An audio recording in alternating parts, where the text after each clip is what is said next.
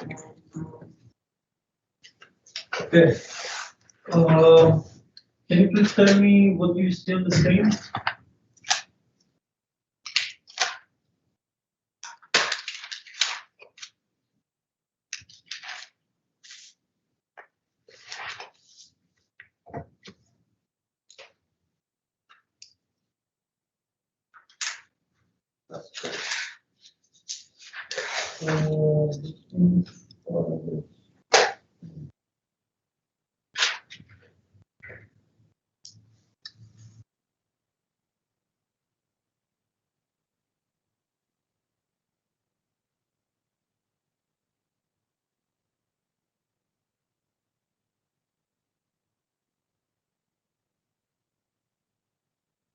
All right. So let's start the session.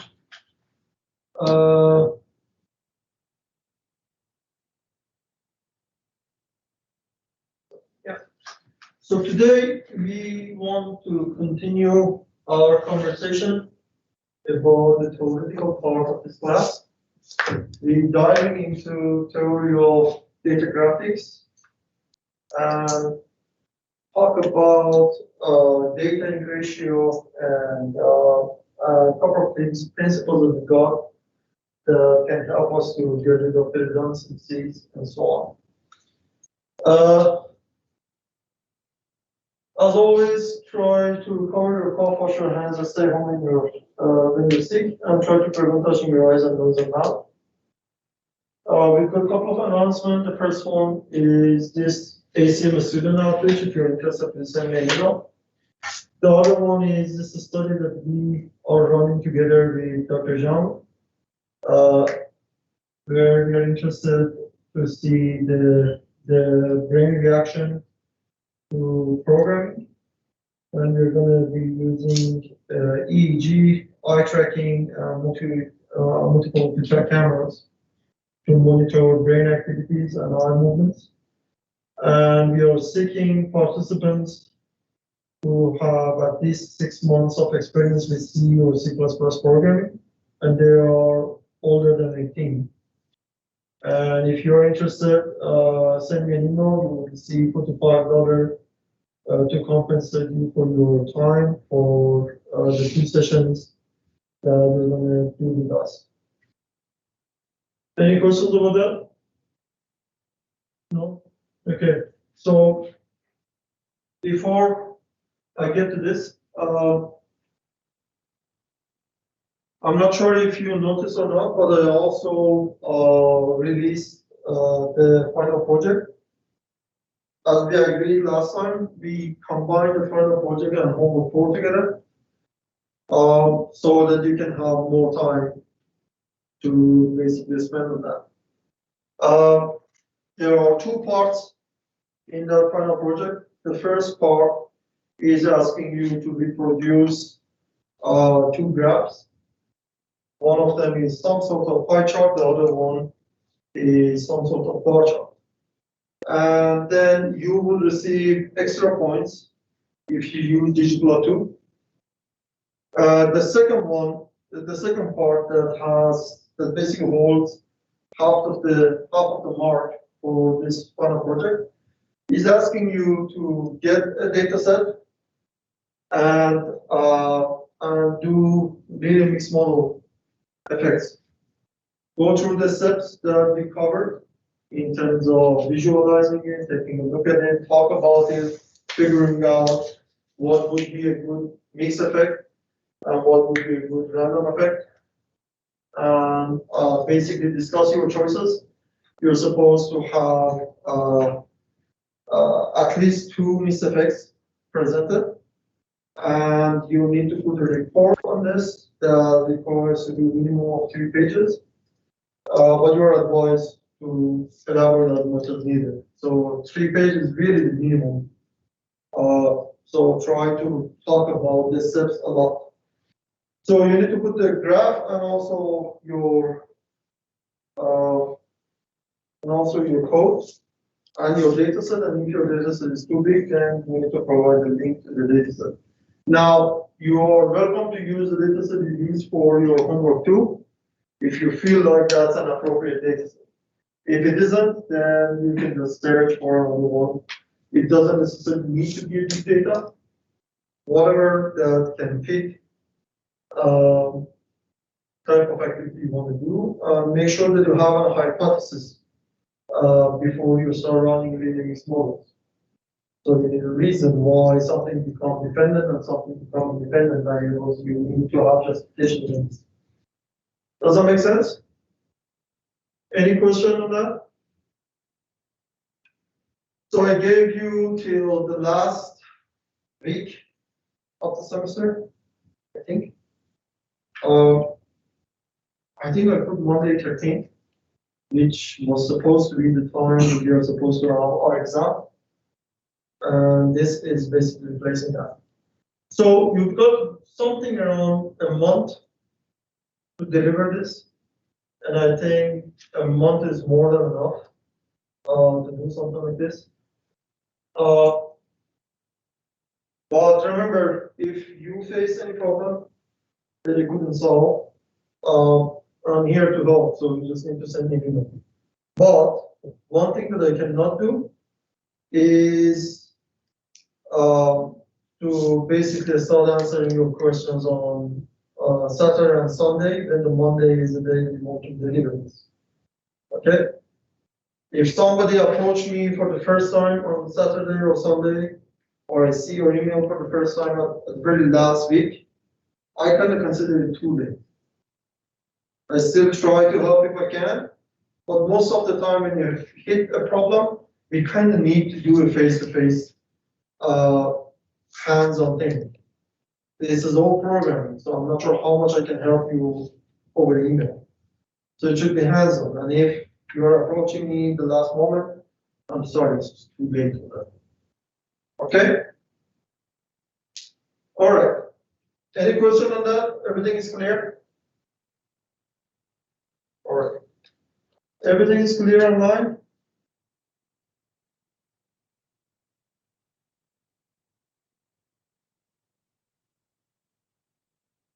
All right. So let's get back to our lecture today. So we're going to start with this quote from Richard Saul Foreman. It says, everyone spoke of an information overload, but what there was, in fact, was a known information overload. So we're going to start with talking about principles of graphical integrity. So what we've got in here is first the representation of numbers as physically measured on the surface of the graph itself should be directly proportional to the numerical quantities represented. Then the second point is clear, detailed, and thorough labeling should be used to defeat graphical distortion and ambiguity. You should write out explanation of the data on the graphic itself, and you should label the most important events that you've got in your data. When you do that, then it's as if you're putting a marker on somewhere on this data, on somewhere on this graph that you want people to pay attention to. So you set the balance of the scene there, and that's very important. The next item is, the next principle is show data variation and try to prevent designing variations. Okay? So don't cause variation in your graphics. Just present whatever the data says. The next principle is in time series displays of money, deflated and standardized units of monetary measurements are nearly always better than nominal units. The fifth principle is that the number of information carrying dimensions depicted should not exceed the number of dimensions in your data. Okay? Don't create dimensions out of your data in your visualization that they actually doesn't exist. Okay? The data and your graphic should just represent whatever the data shows. Don't create a story out of it when it doesn't exist. Graphics must not quote data out of the context. Now,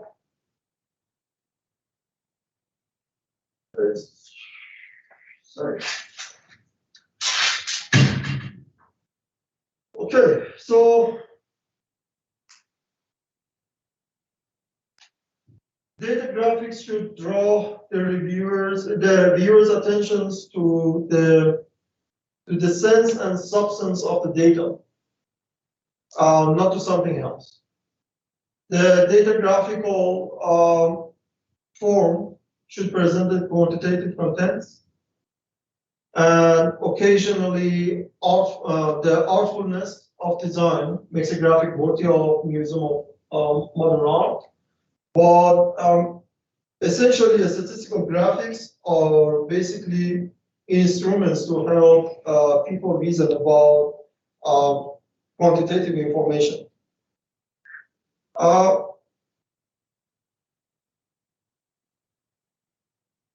So we talked about this before. Playfair was one of the first people who invented the time series. So his very first charts basically devoted too much of their ink to graphical apparatus with elaborate grid lines and detailed labels. So this time series engraved in August 1785 is from the early pages of his major book that was called The Commercial and Political Atlas.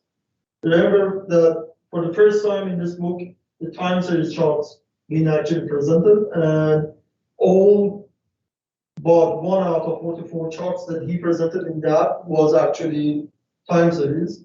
There was only one chart that was not time series, and that was the very first bar chart. Before that chart, we didn't have anything called bar chart. So within a year, Playfair had eliminated much of the known data detail in favor of some cleaner design that focused attention on time series itself. He then began working with a new engraved and a new engraver, and was soon producing cleaner, more clear and elegant displays. The improvement in graphical design illustrates the fundamental principle of good statistical graphics, which is above all else, we should always show the data. And this principle is basically the basis for theory of data graphics. Now, we talk about, so first of all, the question always is, how can we actually improve our graphics? And most of the time, the answer is by minimizing the use of embellishments when you're using the graphical tool. But Professor Toft, we talked about him a lot in this course, and lots of these materials are actually coming from him. But he set these principles of graphical redesign. And these principles, these 5 principles, are what we are going to talk about today. So the first one is talking about the principle that we just talked about, above all else, show the data. Then the second principle is to maximize the data ink ratio. Then the third principle is to erase non-data ink. Then the fourth one is to erase redundant ink. And then the fifth one is just revising the data. Keep doing this. Keep getting rid of the stuff until you get to the level of perfection. Now, in terms of how to figure out what is the data ink ratio and how to erase non-data ink and how to find the redundant data ink, these are the type of conversations, sorry, the type of topics that we're going to cover today. And we're going to dive deep into these principles of purpose of thought and see how they can impact our graphics. Let's just start with the data ink ratio. So, larger share of ink on a graphic should present data information, the ink changing as the data change. That's how it's supposed to be. So data ink is the non-erasable core of a graphic. The non-redundant ink arranged in response to variation in the numbers represented is what we call a data ink. So with all of that, we can get to this very simplistic formula. The formula said that the data ink ratio is data ink divided by the total ink used in the graph, which is equivalent to proportion of ink devoted to the non-redundant display of information, which is also equivalent to 1 minus proportion of graphic that can be erased without loss of information. Okay? Now, what do you think is the data ink ratio?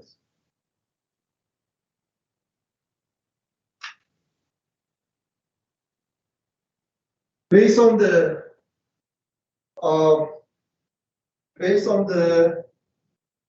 explanation that I just gave and the formula that we just said, I can also ask this question in this way. How much of a redundant information you see in it?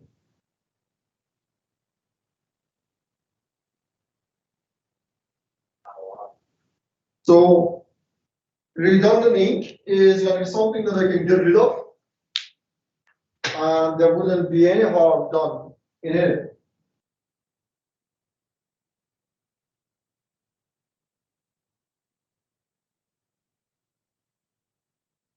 Anyone?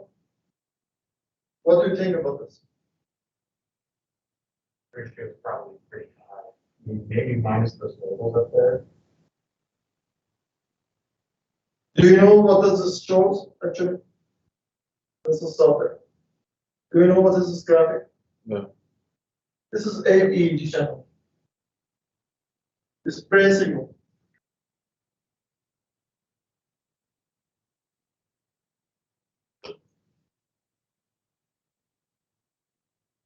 This is brain signal on 8 channels.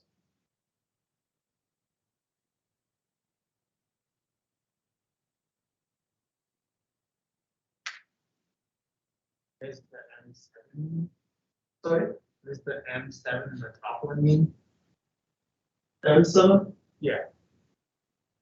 On the top graphic, it's got RTR0 and then Yeah. M7.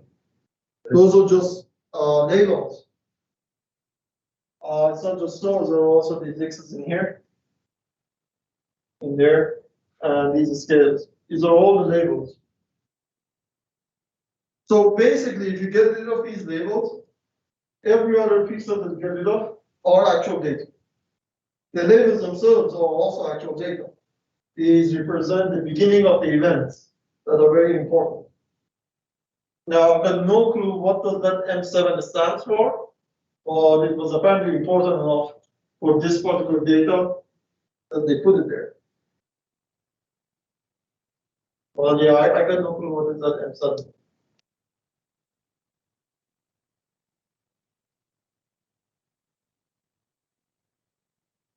And also those labels that I've got, I also don't recognize any of those channels, so I'm not sure what they stand for. RT probably right temporal, RO is right, oh, right. I got no clue. Right occipital? That doesn't make sense. how can the channel be on the right temporal or vertical? Anyhow, the labels are a little bit weird, but for sure they're very reasonable. So nothing can be raised in here without losing information in these continuous 8-track of an electroencephalogram or EEG. The data change from background activity to a series of polyspike bursts, as you can see here. So what you want to have ideally is something close to 1 in terms of data in ratio, such as the electroencephalogram in here. Every pixel in here represents data except for the label. So there is nothing that we can get rid of in here. Does anybody know what are those markers for? Those pixels?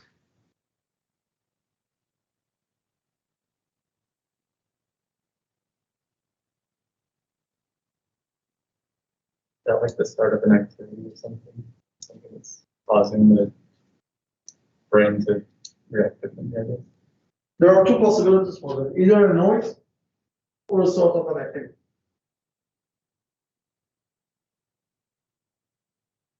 And they mark it. So later on, when they want to do an analysis, they are either probably gonna cut this thing out, cut that thing out, cut this part out, and then use the signal from there.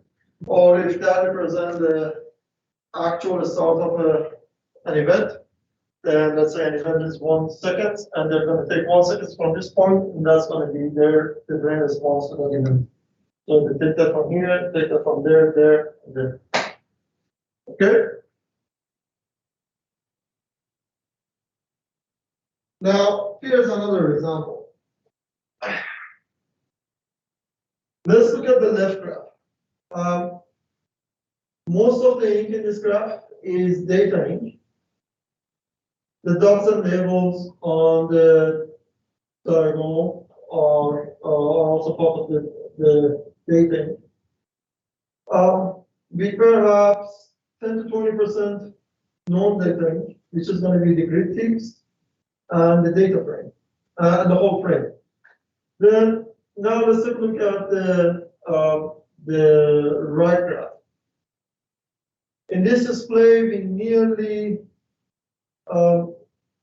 what we have is nearly all its inks are going to be devoted to matters other than data. The grid C overwhelms the numbers, and the faint points. I'm not sure you see my, or we didn't see my. No one was pointing at all the time. Okay. So these small points that you're seeing here, you can barely see them. All here, they are basically scattered across this diagonal line. So what we have in here is another published version of the same data through the share of data Inc. up to something around 0.7, which is considered as an improvement compared to what we had before. In terms of maximizing the share of data Inc., the larger the share of a graphics Inc. devoted to data, then you are obviously going to have a better ratio results. And what we want to do is to maximize the data in ratio within reason. So every bit of ink on a graph requires a reason. And nearly always, that reason should be that the ink presents new information. So the principle has a great many consequences for graphical editing and design. This particular principle makes good sense and generates reasonable graphics, reasonable graphical advice for perhaps something like 2/3 of all the statistical graphics. For the remaining 1/3 that this doesn't apply, the ratio is going to be ill-defined or is just not appropriate. The most important thing, however, is that other principles bearing on graphical design follow from the idea of maximizing the share of data image. Now, the other side of increasing the proportion of data ink is an erasing principle. This erasing principle is that erase non-data ink within reason. Ink that fails to show statistical information does not have much interest to the viewer of a graphic. In fact, sometimes such non-data ink clutters up the data and is going to cause problems for us. Okay. So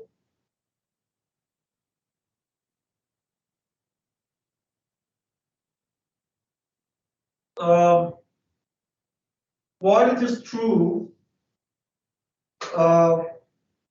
that boring ink sometimes basically helps set the stage for the data actions, it's surprising how often the data themselves can basically serve as their own stage. And whenever you've got redundant data in,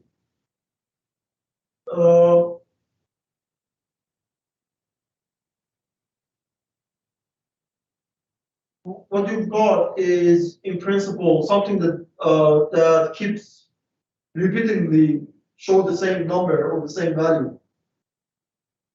So in some sense, the label shaded bar of the bar chart, for example, they're all gonna present the number of to 6 different times. So these include left line length, right line length, shaded area, top line position, position of the number, and the value of the number. These all things, all 6 things are just basically presenting the exact same information in a graph. And in principle, you can basically start with the graphical display like what you're seeing here, and you can start get rid of bits and pieces of the data that are bits and pieces of ink that doesn't represent the data, or bits and pieces of the ink that just represent the exact same thing. There is no reason that you have to show the value of this bar being 12 6 times. One time would do it.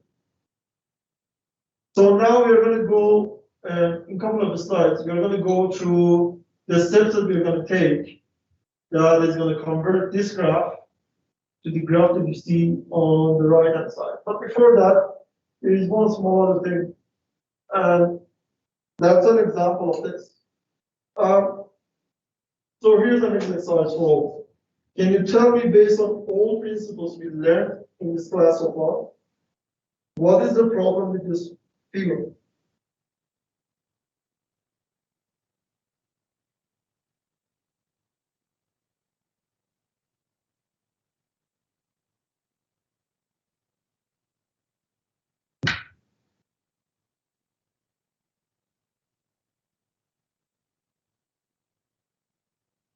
The dates at the bottom are kind of weird. It jumps every 3 years between each data point. And I personally I just assumed it was like a year each one. So it kind of lies, I guess, in that way.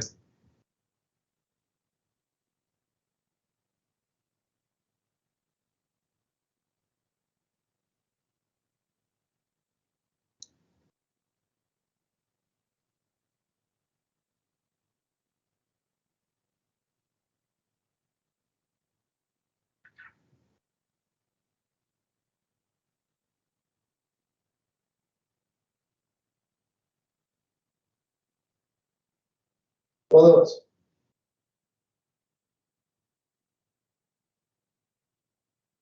the 3D effect they made to, so it kind of has that, I don't know, that like black shading in the background is really distracting to the actual data. It doesn't really add anything, and actually just makes it harder to read. You can't really see a definite where's the top of the line. What else? Fact that they use data ranges at all for their increments, Sorry? that they use ranges for their increments instead of fixed values. You mean the label on the down? Yeah. Yeah. What else? The curve effect makes it look like it's different value changing throughout the year. What else?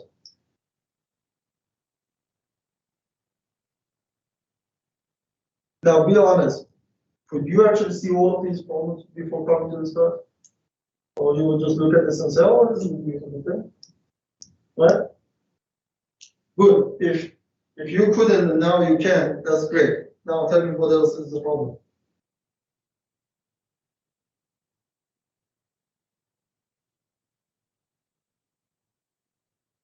Moving something.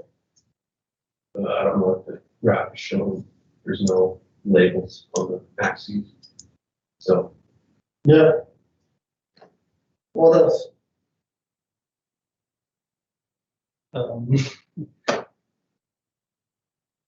Yeah, I can't think of. They already say all of the easy ones, right? Yeah. And not the difficult one for you. I'm sorry. So, there's a problem in here. Look at all of these curvatures. These curvatures are different from each other. And it's not clear how does the difference between the curvatures impact everything. Now, in here, the curve starts there and finish at 100. In here, it starts at whatever this number is and finishes in 0. Right? And that doesn't make sense. It's not clear what does it show exactly. So it's as if there is another dimension to this data that we just created out of nothing, while the data doesn't have that dimension. But you can also interpret that in a very different way. And for some obscured thing, you can say this is a 1-year data, but the others are showing the equivalent on year 1943, 4 years or 7 years, whatever it is. 4 years. 4 years after the start of this, showing an equivalent value there, which the data actually doesn't show. The data is only showing that one. Only that, there is nothing else that it shows. It doesn't show what happened between here, 1939, and 1943. It only shows what happened between 39 and 40. Just 1 year data. We technically didn't even need to know the next year in here because everything is just 1 year format. If we know the starting point of the data, the end of the data is going to be 40. It's not going to be here. So it's as if you wanted to put all of these numbers in here in detail, we cover everything, then we could have converted this to a bar chart, a bar plot with a lot of bars missing. Because we didn't have any information between 40 to 41, 41 to 42, 42 to 43. Right? That's the same for all of these. So there are all of these problems and all of these dimensions being presented in here just because they wanted to look disparate. So they created all of these extra dimensions to a very simplistic data that didn't have any of these dimensions. So remember, the ink should always present data. You should not create a story out of it when it doesn't exist. Okay? So these principles of Professor Toff are quite useful and quite important. Now let's get back to a couple of other things before we get to how to get from this graph on the left to the graph on the right. But here's another thing. I'm just going to set the stage for that exercise. So most of the time we've got bilateral symmetry of data measures. and they also create some sort of redundancy. The example is in a box plot, and the open bar and the Cherno faces. So half face basically carry the same information as the full face. Halves may be easier to sort by matching the right half of an unsorted face to the left half of a sorted face. And this is going to be easier than to look at the full faces actually.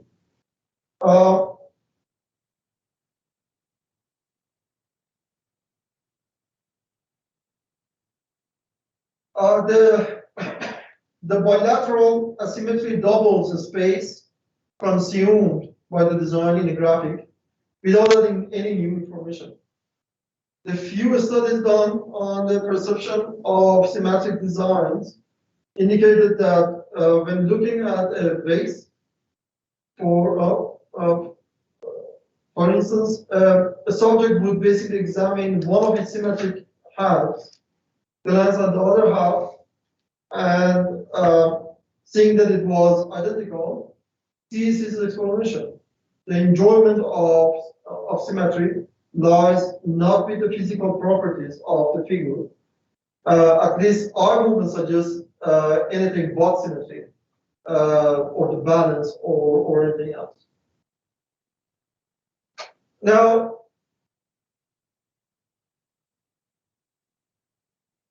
we want to talk about the other principle about erasing the known data range within reason. So, in fact, we want to talk about redundancy a little bit.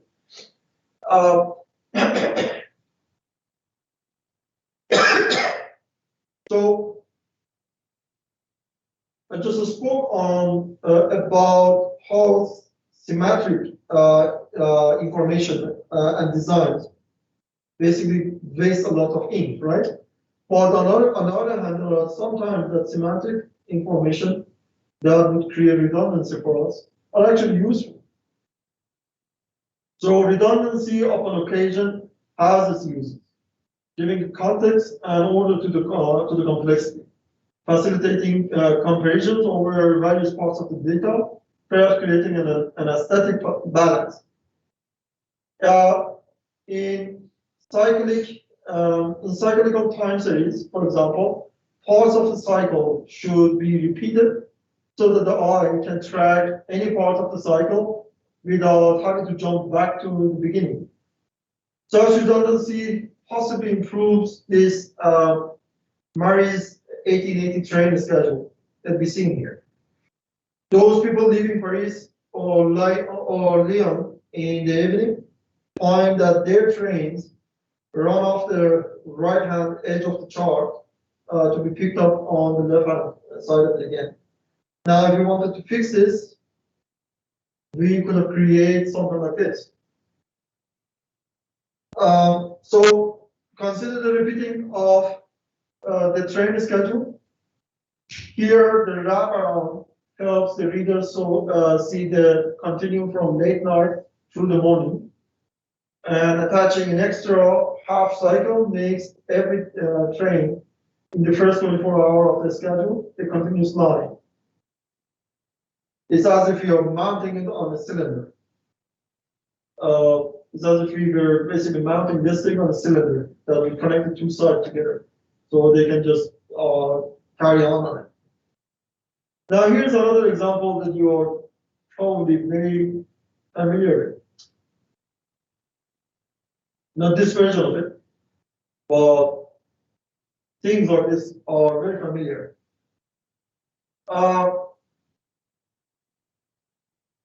So in here, instead of once around the board,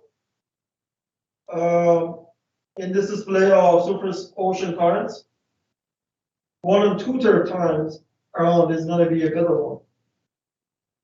So most data representation, however, are of a single complicated number, and data graphical repetition is going to be needed. So the idea is, unless redundancy has a distinctly multi-purpose, the second erasing principle always applies, which states that erase redundant data link within reason.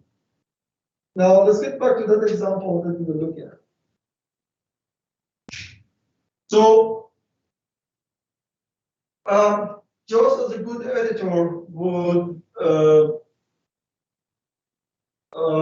basically ruthlessly prunes out unnecessary words out of the document, so a designer of a statistical graphics should basically prune out ink that fails to present fresh data and fresh data information.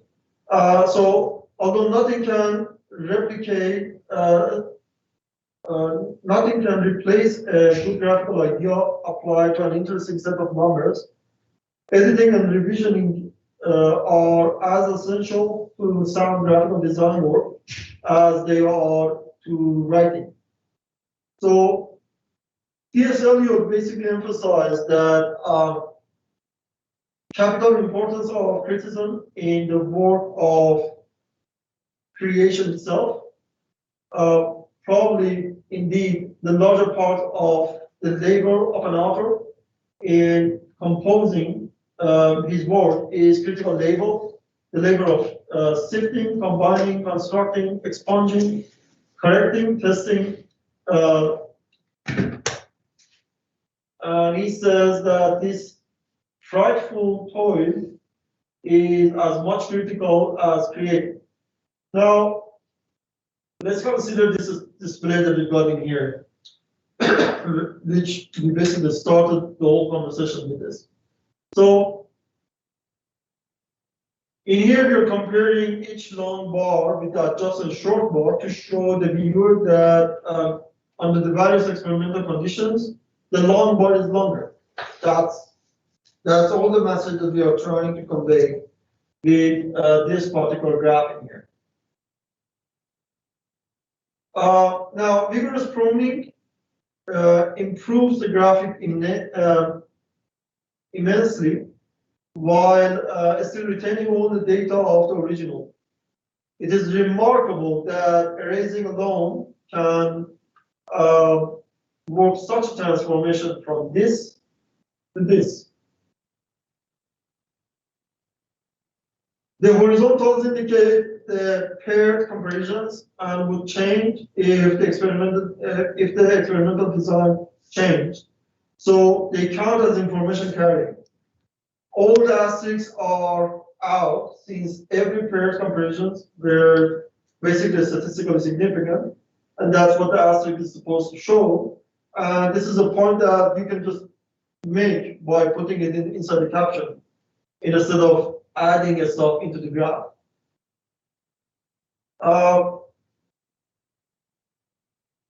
So here is the mix of known data ink and redundant data ink that was erased about that would basically erase about 65% of the original graph. And it's going to give us when we get rid of this, then we're going to be left with a graphical display like this. So the data graphical arithmetic looks like this. The original design equals the erased parts plus the good part. So these two, the erased part plus the good part, is going to give us the original one. But if you get rid of the redundant unnecessary part, then you can basically transform a bad graphic like this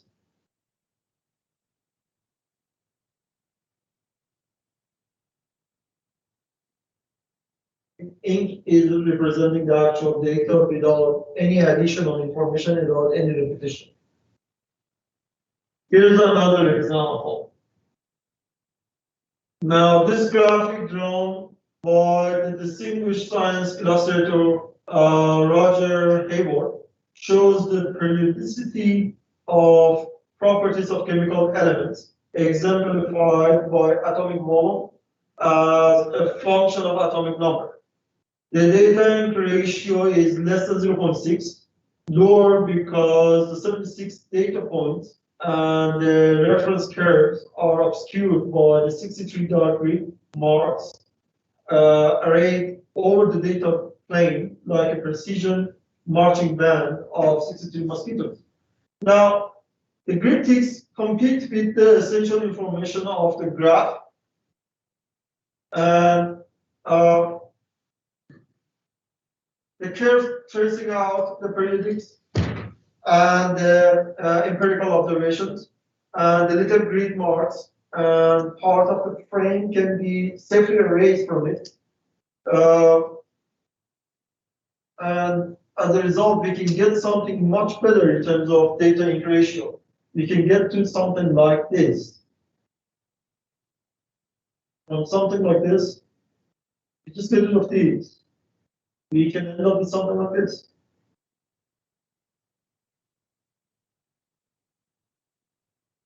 So the uncluttered display in here brings out another aspect of the data. Several of the elements do not fit the smooth theoretical curves all that well. The data ratio has now been increased to something around 0.9, with only the frame lines remaining as pure known information. If you get rid of these, then we are going to get to 100. Now, the reference curves prove essential for organizing the data to show the periodicity. The curves create a structure, giving an ordering, a hierarchy to the flow of information from the page.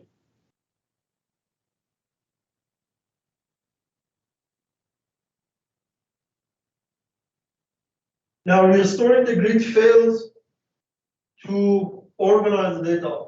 The ticks are going to be too powerful, and they also add a disconcerting visual vibration to the graphic. With the ticks, the reference curves become all the more necessary, since the eye needs some guidance through the maze of dots and crosses. The space opened up by erasing can be effectively used. Labels for initial elements of each period.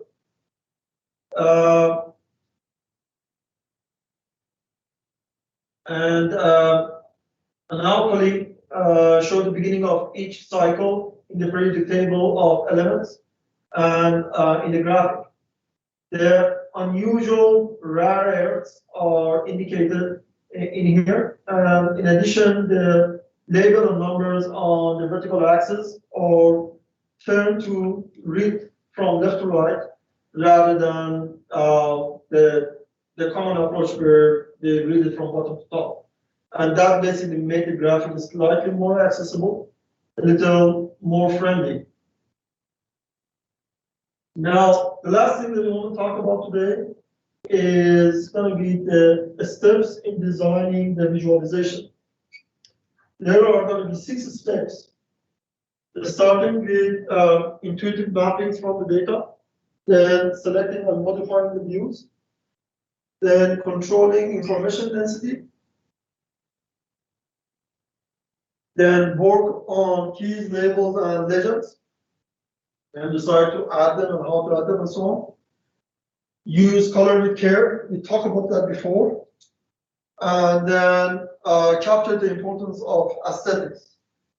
Now let's go through them one by one. The first one was intuitive mapping from the data.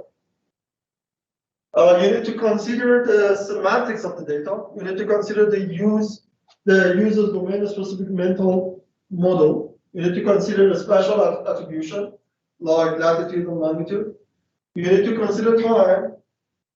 You need to consider standard use of color for that particular data. Some data come with some restrictions on what sort of colors you can use. For example, if you're using brain data that is supposed to indicate activity or tumor or whatever, you don't get to show the brain in red and show the activity in gray. Because the common sense is the tumor stuff is supposed to be red. Because red is supposed to show something bad. So the common sense is important. It came up during the discussion that we had on the color, and it's coming up in here again. So use the standard use of color. Okay, don't invent new color schemes for yourself just because you like them. Okay, it doesn't matter if you like something. What matters is are your audience going to be willing to look at it? Okay, you create graphics for your audience, not for yourself.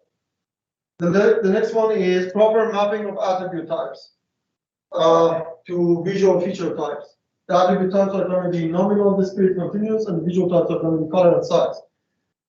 And also remember that non-intuitive mappings may reveal something informative.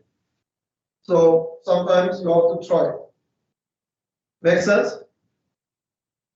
Yes? No? Is the second step in designing visualization, which is selecting and modifying views. You have to allow options to explore different views, like GPS systems. Allow panning and zooming of the visual and of the data space. Allow color map selections, and you should allow escape control. The third step is control information density. You should add,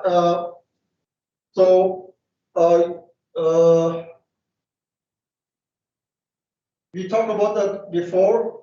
More is generally better, but too much information can also lead to confusion.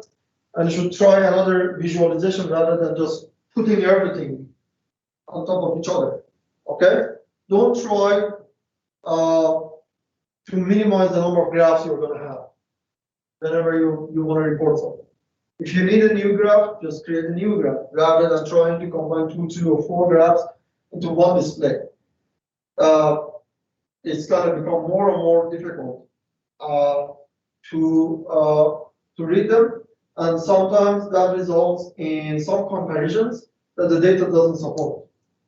Okay, so you end up creating some dimensions in your data, some correlations between different graphs that not necessarily have any correlation with each other. It's just it shows in the graph that they are kind of correlated, even though in reality they are. These things become much worse when people use different scales for different graphs, and then they put them over each other on different layers. That's a stupid thing that some people do. You can find a lot of examples like that in scientific papers. The people lay over different graphics on each other with different scales. And that results in finding some sort of correlation between data points and within those curves that actually doesn't exist. And it doesn't make sense, and it shouldn't make sense. Okay? So that's very important. Then use the same ink to serve more than one purpose. The point itself is a number or classification symbol. While striving to convey more information, be sure that is balanced by understanding that the graphic does not become a puzzle. Okay? If you create something that your audience require a couple of minutes to figure out what the hell you're trying to tell, you just fail because nobody's gonna bother. Okay? Yes? Okay, so if the viewer asks, what am I looking at? Then the visualization should be resolved. You just failed it. If somebody look at it and says, what the hell is this? Start over. Okay? The next one, keys, labels, and legends. So sometimes grades and ticks and the tick marks can actually help, and sometimes they can hinder. You can create something like this, or you can remove them and create something like this.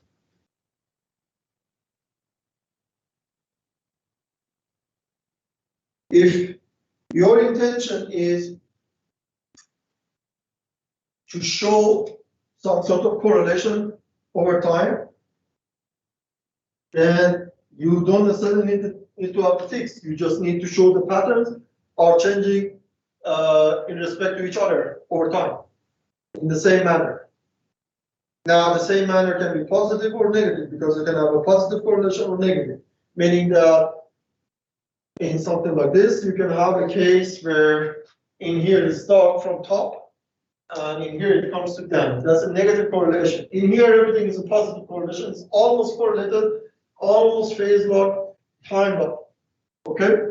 So you don't necessarily need to have the legends. But then there are times that not having the legends are going to cause a lot of problem. What if I wanted to show the change in response to the differences in the change in response to an event?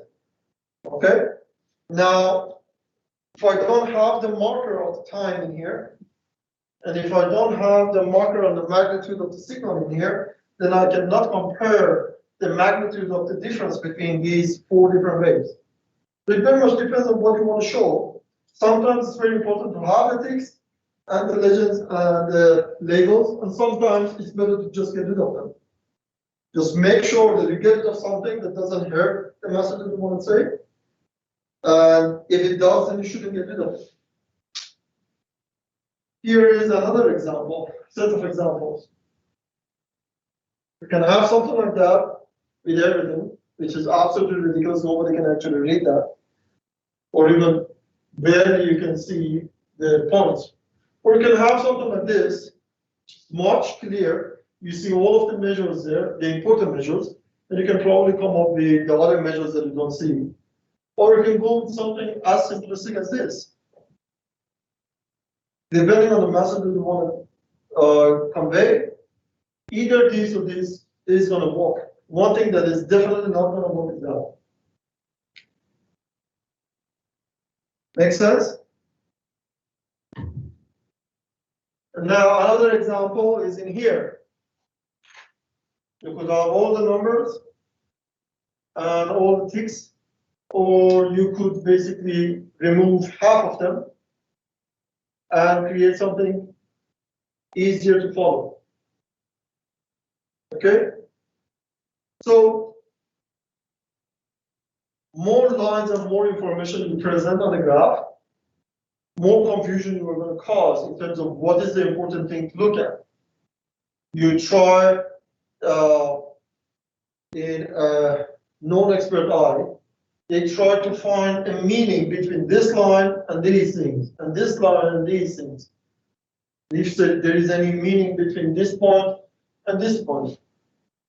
Realistically, there might not be any meaning whatsoever. But instead of finding the actual message that this graph wanted to send, they spend time trying to find the patterns that doesn't exist. Now, if you remove them, then there are less patterns to look for, and it's easier for them to find them. Make sense? Next example, which is really the same thing. We reduce the number of grids in here, especially the horizontal one. We get to a representation that is much better. If I don't have any information up in here, there is no reason for me to show these at all. If this is the only graph, if I've got 10 graphs of 10 different experiments or 10 different set of data that scale in the same way, and some of them already have information in here, then it's important to keep it in the same scale. Everything should be in the same scale so you can compare these multiple graphs with each other. That you can see in a lot of scientific papers all the time. But if it is a single graph, and if there is no information there or here, there is no point in showing them. So you cut those out, and you're left with the ticks and grids that are important, that convey message and information. Yes? All right. The next step is use color with care. Be careful about using bad choices of color map.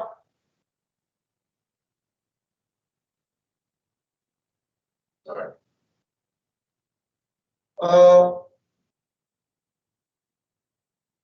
colors confused by those with color blindness. And the cases where you just have ridiculous number of colors. They become so close to each other that it's difficult to distinguish different colors from each other. They all gonna look red and green here, even though there are multiple reds, multiple types of greens.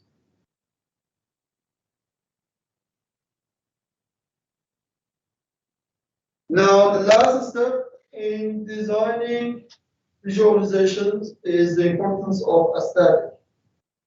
It gives you the focus on the data, they balance the presentation, and they help with the simplicity.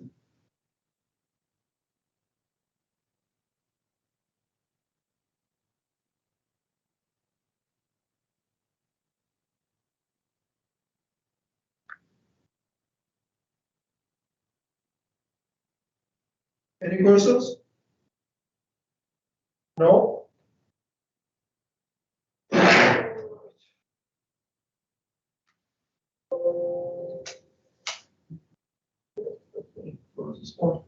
All right, so last thing that I wanted to mention before we finish our class today is about next week. It's not 100% guaranteed yet, but we might have to cancel either Monday or Wednesday next week because of an operation that I have to take my wife to Denver, and it's not going to be possible to come back in time.